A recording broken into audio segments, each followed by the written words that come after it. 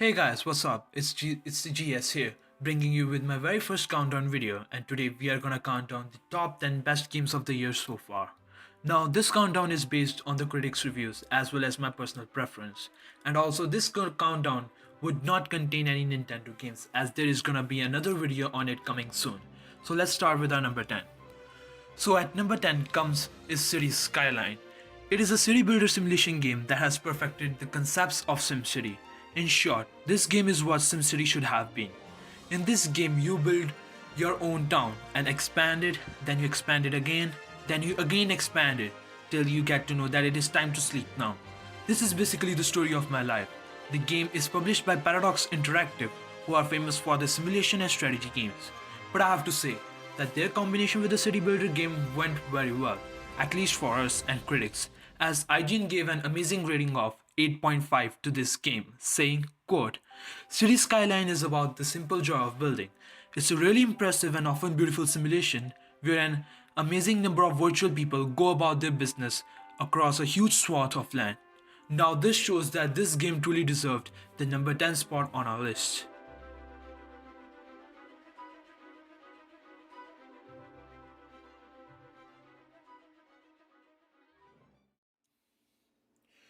So at number 9 comes a game that launched with the weight of heavy expectations on its shoulders. It is Batman Arkham Knight, and I would have to say that it truly delivered what was expected of it. At least on consoles, but on PCs, well, it was more of a disaster, as there were many issues on launch. Well, now I spent a lot of time playing as my favorite hero, doing side quests and other things, but their focus more on Batmobile did not please me much. But there were actually a lot of people that did actually like that more. The city of Gotham looked amazing, beautiful. Teaming up with side characters like Robin and Catwoman was also fun, as you get to do some amazing dual moves. But as a whole, I have to appreciate Rocksteady Studios for making such an amazing and big game and ending a series on a high note.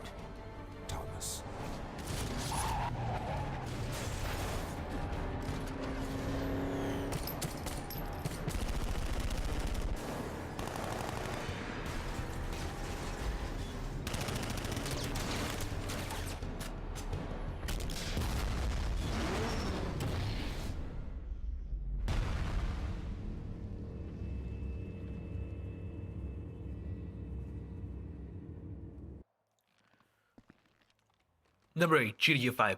Now, don't hate me for adding this game on number 8.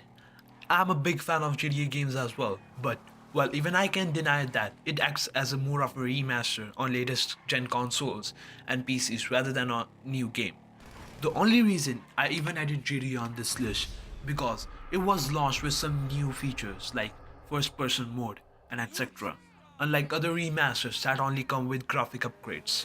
I'm also impressed with the amount of regular updates it is getting, as these updates have kept this game fresh even after its initial launch in 2013. The only wish, if I have, would be an update for a single player mode, which I don't think is going to be fulfilled anytime soon.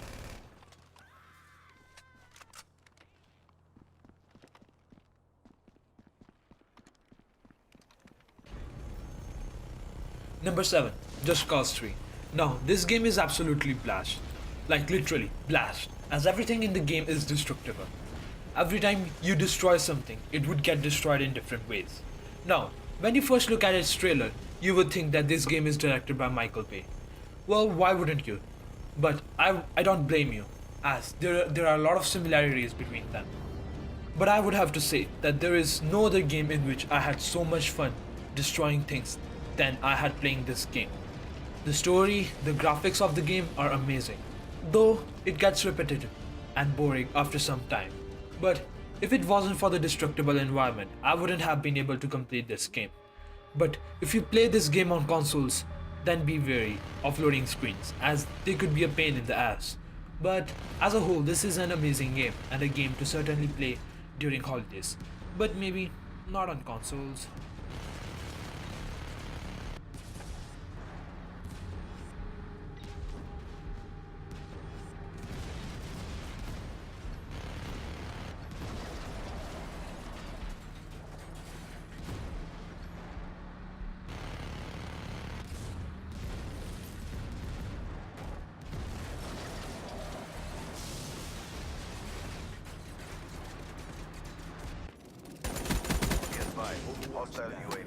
Number 6, Call of Duty Black Ops 3. Just when we thought that Call of Duty can't get any better, throughout the industry, they not only made an amazing game, but also redefined the multiplayer of it, making it more fun and better.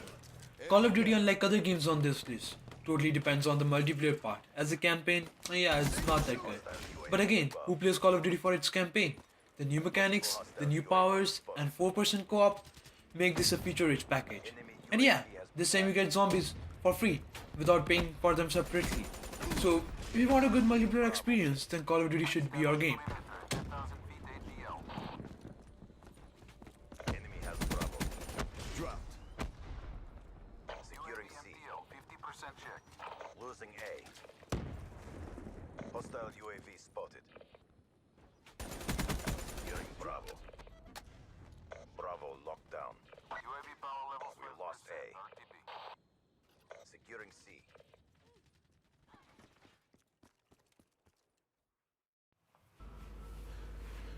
Number 5, The Rise of the Tomb Raider. This game was released on Xbox this November and is an Xbox exclusive game for a year before it gets released on other platforms. Now, when I played the Tomb Raider reboot last year, I was really impressed by that game, and when I played The Rise of the Tomb Raider, I was even more impressed. Though, I haven't played full game, but I still enjoyed the time I spent with The Rise of the Tomb Raider. This game was full of action sequences, which I really liked, and the scenery and the environment were just beautiful and great looking. The villains of the game were also fun, they were well developed, and defeating them brought a great pleasure, at least to me. Though, there were some negative points as well, such as the combo system, which was not that great. It took me some time before I got hold of it. I don't think developer invested a lot of time in improving that combat. So, in short, if you love playing 2013 Tomb Raider reboot, you would absolutely love playing this game.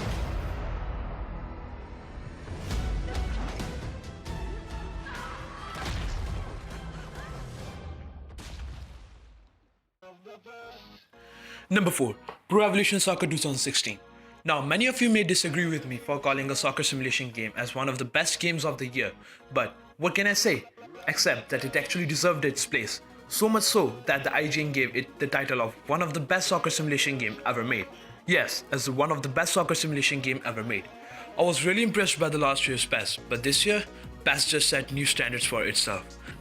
The artificial intelligence of the game was just amazing and was the best thing I like, as it was as if the AI knew what I was gonna do. Was I gonna cross the ball or pass it? This year's PES was more about physicality, as you could clearly feel the differences while playing the player with different builds. My club mode of the PES also got the royal treatment, as it was improved a lot by adding features like leveling up of the players. Konami is also going to launch free expansion packs for this game, such as Legends Pack and the Euro 16 pack. But only negative point if PES had was the commentary, because, well, it didn't really engage you in the match, as it was boring and repetitive. But as a whole, it is one of the best games released this year. Number 3, Fallout 4. Now, it was a hard decision to choose, as all the 3 top games are really good, and it came down to which game gave a better experience. Even after spending 100 hours in the game, there is still a lot to experience in the game. It's not easy to give a game so much time these days unless it is really worth it. I had more fun doing the side quests than completing the actual story, as they have kind of rushed the story. The open world of Boston looks amazing and big. The crafting system of the game makes you collect every item lying around the city. The first-person shooter gameplay of this game is of top quality than ever before, and the game made me think over the choices I was gonna make, which is a good thing. This time the protagonist spoke, because of which I did not need to read the text every time. The only negative point of this game was the amount of bugs it had on launch. There were more bugs and issues on console than on PC, and that is the reason why I placed this game on number 3 than on number 2 or 1.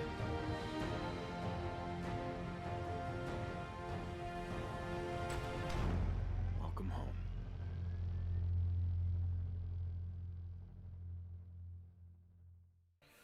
Number 2, Witcher 3 The Wild Hunt. Now, this is one of my best games ever and the game that I play regularly.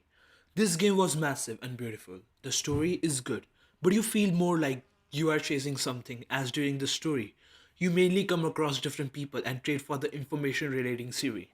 Now, Siri is one of the main characters of the story. The story may not be that interesting, but the performances by the characters are. You can play this game even if you haven't played previous two Witchers. The RPG system is another thing that makes this game great, as you could choose everything from the type of sword to the clothes that Geralt wears, depending on the stat bonuses you get with them. The side quests are interesting, and the good thing is there are a whole lot of them. The combat system of the game is also good and smooth, though it takes some time to learn. The game did had some issues on launch, but because of the good support from the developers, most of them were solved in the first month. It would have been the best game of the year for me, only if it wasn't for the story, which I think could have been improved.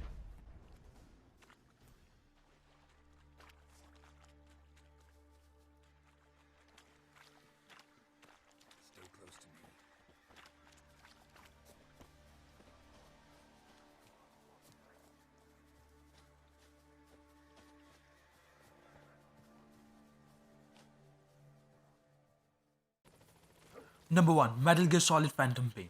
Now, this is one of the best games ever according to me. I don't think there is any other game that tested my mind in the way that this game did. Every feature of the game was connected to each other, which made timing an important factor, but not the only factor. What I mean is, if something goes wrong, you have the chance to do something else, like the reflex mode or changing to a completely different type of gameplay.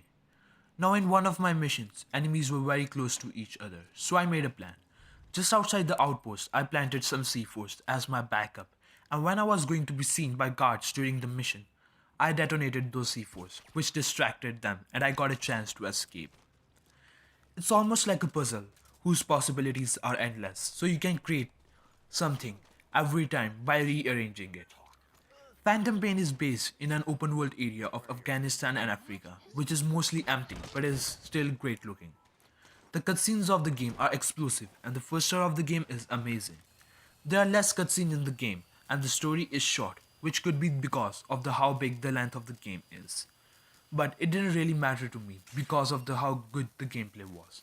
I didn't really care about the story as I just wanted to go in Battlefield and test its vast mechanics. I don't think there is any other game that even comes close to it, and these are the reasons why I place this game on the first position. So guys, this is the end of our countdown video. If you like this video, please hit that like button. If you dislike the video, please don't dislike it. If you think something could have been improved, please tell us in the comments section below.